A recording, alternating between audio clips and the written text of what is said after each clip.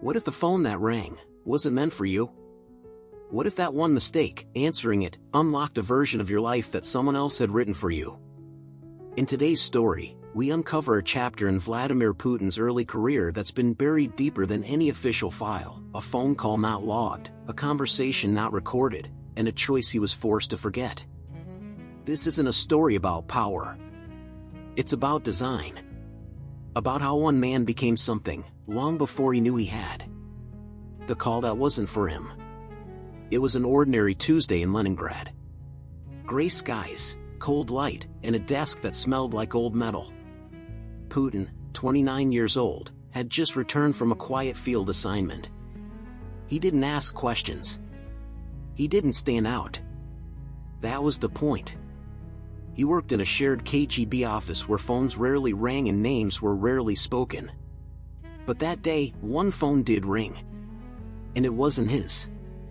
It belonged to Ivanov. A senior agent. A man who hadn't shown up in 3 weeks, no explanation, no memo. Just gone. The phone rang once, twice, 5 times. Putin stared at it. He wasn't supposed to touch it. But he did. "Hello?" he said, low and flat. The voice on the other end didn't hesitate. Has he read the file? Putin said nothing. "You know who we're talking about. The one from Leningrad. Sharp recall. Doesn't talk much. The one with potential." Still, silence. He didn't blink. Then the voice dropped. "He thinks he's observing. But he's the one we've been watching." Click. End of call. Putin didn't move. The room felt smaller. He slowly put the receiver down, like it might explode. That voice wasn't confused. It knew exactly who it was talking about. It knew him. And the worst part? The call wasn't a mistake. It was a message. He stayed late that night. Watched every hallway. Waited for someone to ask about the call. Nobody came. At 2 a.m., he unlocked the records room. Ivanov's file was still there. Stamped in red, reassigned. No further inquiry. But below that, one line stood out. Asset no longer aligned.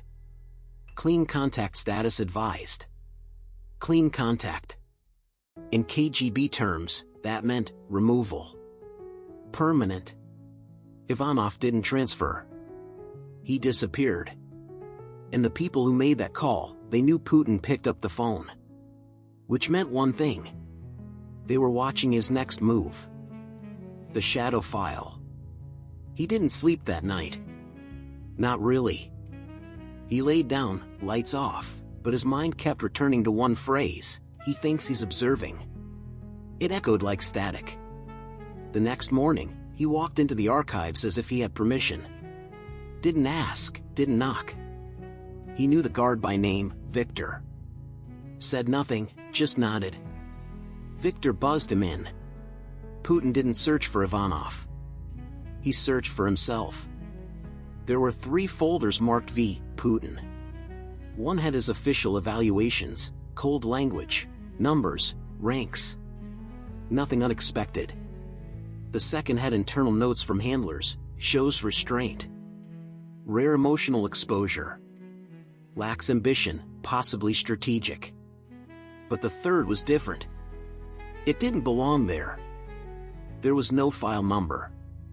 No stamps. No dates. Just black pages. And one photograph. Putin with 2 men.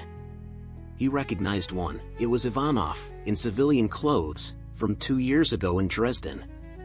The second man, blurred. Deliberately. But Putin remembered the moment.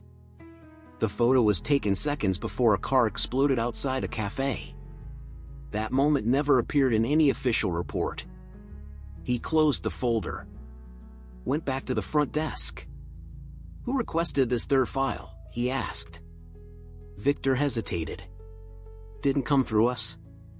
Someone from Division 12 brought it personally." There was no Division 12. He didn't show it, but his stomach turned. He knew all the divisions. 1 through 11. 12 was a ghost. A story whispered in failure. He walked out calm. But inside, questions screamed. Why was he photographed in Dresden during a Black Op mission that was never logged? Who was the man next to Ivanov? And why was his own name, his face, inside a file that wasn't supposed to exist? That night, he went home and opened his apartment window for the first time in months. He left the light on, sat with a pen and paper, and wrote, "I am being evaluated by people I cannot see. I am being prepared for something I haven't agreed to." He didn't sign it. Didn't date it. Just folded the paper and slid it inside a Russian novel on the shelf. One day, he told himself, "I'll come back to this page. One day, I'll know what it means." But not yet. Because sometimes, the only way to stay alive is to pretend you didn't see anything. The man from Division 12. 3 days passed. Nothing happened. No phone calls. No strange visits. No shadows in the hallway. Which, for Putin, was worse than a warning. He needed to find the man in the photo. The blurred one. The one who shouldn't exist. He started with the Dresden contact logs. Of course, they were redacted, whole pages blacked out like spilled ink. But he noticed something. Every file from that week was signed off by the same handler, T.D. Raskolov. Except, Raskolov died in '81. 2 years before the picture was taken. He checked death records.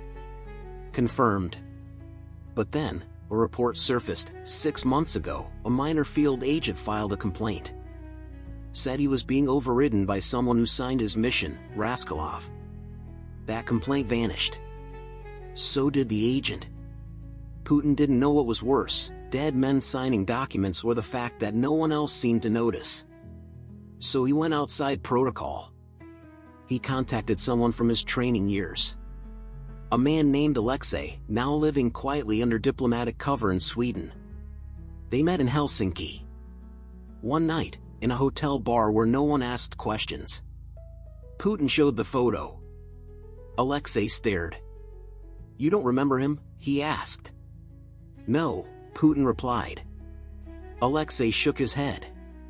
"You should. He trained both of us. But you were the only one who passed." Putin froze. "I would remember." Alexei leaned in. "No, you wouldn't. That was the point."